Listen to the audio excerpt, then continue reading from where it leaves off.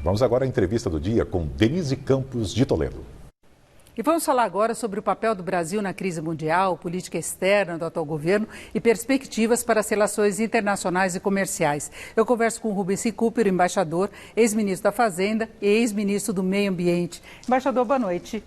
Boa noite. Bem, embaixador, o senhor tem demonstrado muita insatisfação em suas áreas de atuação e principalmente no meio ambiente. Agora, nós estamos vivendo uma situação aí relacionada à pandemia que também tem gerado críticas à atuação do Brasil no âmbito internacional. Nós temos problemas aí em relação a críticas feitas contra a China, nós temos uma proximidade com Trump, mas Trump também perdeu popularidade por causa da pandemia. Eu queria sua avaliação em relação a isso, a forma como o Brasil lida com a pandemia e a repercussão no exterior.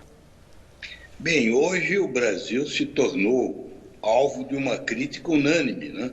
Tanto que o próprio presidente Trump, volta e meia, diz que o Brasil não soube lidar com o problema, que o problema está muito grave. Ele foi o primeiro até a decretar a proibição de voos a partir do Brasil. Agora, segundo eu soube, também a União Europeia adotou o mesmo procedimento. Então, hoje em dia, não há ninguém, é uma unanimidade mundial negativa, né? O Brasil é o pior em termos de lidar com a pandemia, como também é o país mais criticado no mundo pela política de meio ambiente, pelos povos indígenas, direitos humanos em geral, atentados à democracia, defesa da tortura, defesa do regime militar, enfim, é uma lista enorme, né? E com isso não sobra mais nada, né, da imagem brasileira, né? Eu costumo sempre dizer que essa história de imagem na verdade, não existe, porque a realidade e a imagem é a mesma coisa. A imagem é o retrato do que acontece na realidade. Olha, a nossa realidade hoje é precaríssima, né? Agora, embaixador, nós temos críticas específicas feitas ao Brasil pelas relações com o meio ambiente, né? Por procedimentos recentes. E isso já ficou claro, por exemplo, na posição dos democratas nos Estados Unidos, que não querem acordo com o Brasil. Também a Europa começa a criticar de uma forma mais acentuada, inclusive querendo rever acordo que já foi formalizado, não é? É verdade. Não só o acordo que foi assinado com o Mercosul, hoje acabou ficando em banho-maria, né? Provavelmente não vai ser aprovado enquanto não houver uma mudança na política ambiental brasileira. Mas não é só isso, viu, Denise? Você viu, há poucos dias atrás, houve uma manifestação de mais de 40 grandes empresas inglesas, né? Já antes tinha havido manifestação de fundos de investimento. Então, é praticamente uma rejeição não só de governos, né? Não só de partidos, também do setor privado mundial, porque ninguém quer ficar associado a um país que tem uma imagem tão negativa. O Brasil tem que mudar isso. Se anuncia agora que, sob a égide do general Mourão, do vice-presidente, estaria sendo preparado um plano contra o desmatamento. Eu espero que seja verdade e que produza resultados. Porque se não mudar no terreno, não vai mudar a imagem, né? Vai continuar a haver esse tipo de boicote crescente, né? E essa questão ambiental, ela gera divergências até na postura interna do governo, porque a gente vê, por exemplo, a área da agricultura trabalhando no sentido de preservar o meio ambiente, de manter uma narrativa positiva de preservação, não é? É verdade, né? A ministra tem mostrado maior sensibilidade para isso. Embora, como você sabe, o setor rural é um setor muito desigual, né?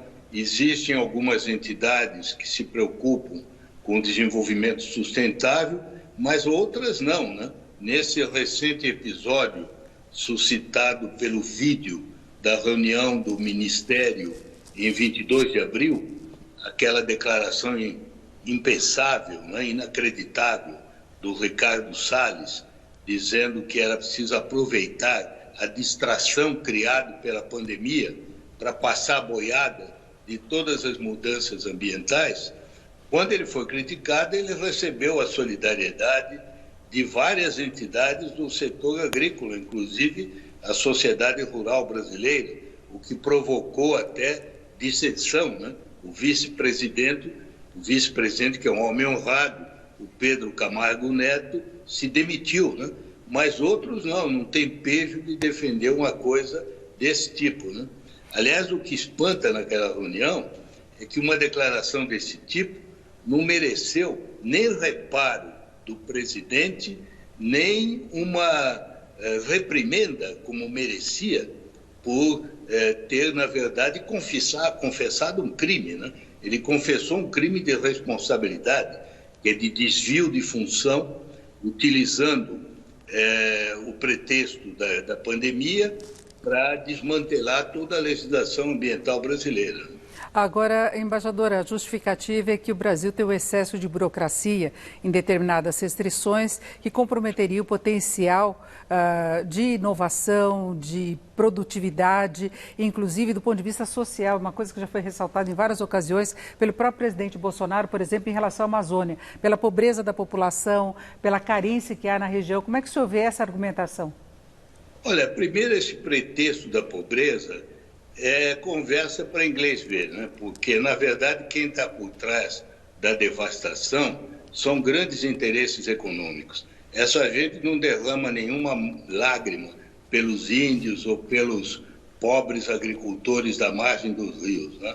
Na verdade, o que eles querem é grilar as terras para depois pretender ter a propriedade ou extrair a madeira, ou então colocar gado, ou fazer mineração de ouro ilegal, poluindo os rios com mercúrio. Se houver, de fato, alguns aspectos que podem merecer reparos, isso deve ser objeto de um debate amplo.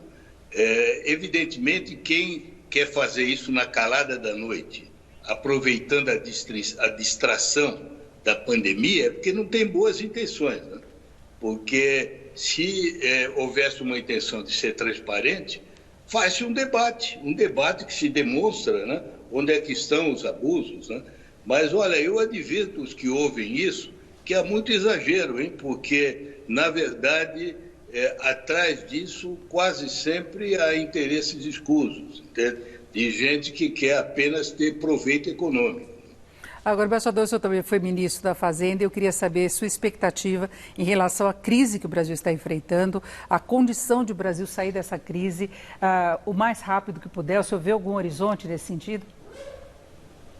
Você sabe, uma das maneiras de voltar a ter uma economia pujante é nós reconstruirmos não exatamente o que tínhamos antes, mas procurando fazer uma economia mais sustentável, né?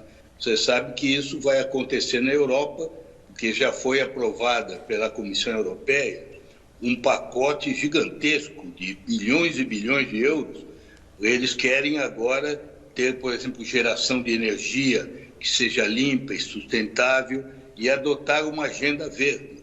Porque a agenda verde, hoje em dia, é a única capaz de gerar empregos novos, porque ela começa praticamente do zero, né? Com novas produções, novas formas de organizar a produção. Nos Estados Unidos também já se anuncia isso, porque o candidato democrata, o Joe Biden, ele tem um compromisso muito grande com a agenda verde, mais até do que o Obama tinha.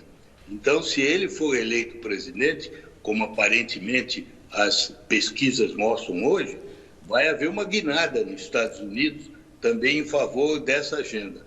O Brasil até agora está muito atrasado nisso, né? Há alguns economistas que se dão conta disso, né? Por exemplo, o Armínio Fraga, o Joaquim Levy, o ex-ministro da Fazenda, que estão trabalhando nessa área. Mas da parte do governo a gente não vê, né?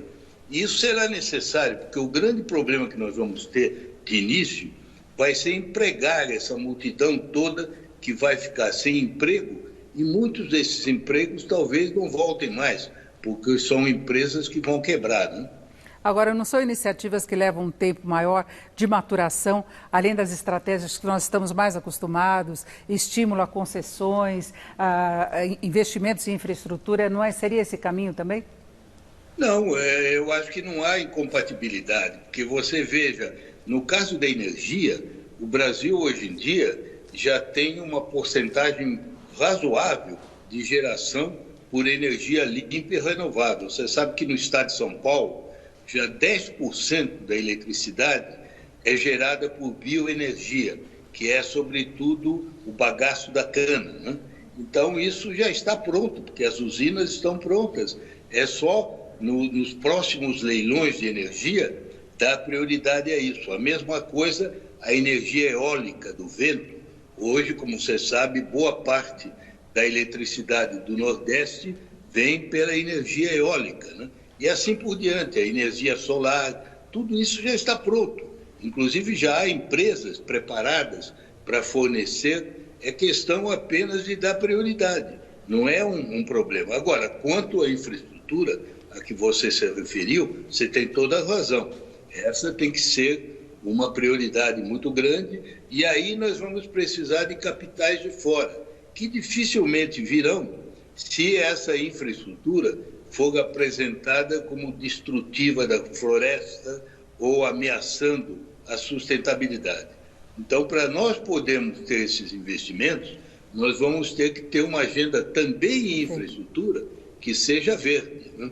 Perfeito. Eu conversei aqui com o embaixador Rubens C. Cooper, o ex-ministro da Fazenda e ex-ministro do Meio Ambiente. Embaixador, muito obrigado. Uma boa noite. Obrigado. Boa noite para você também. Vocês.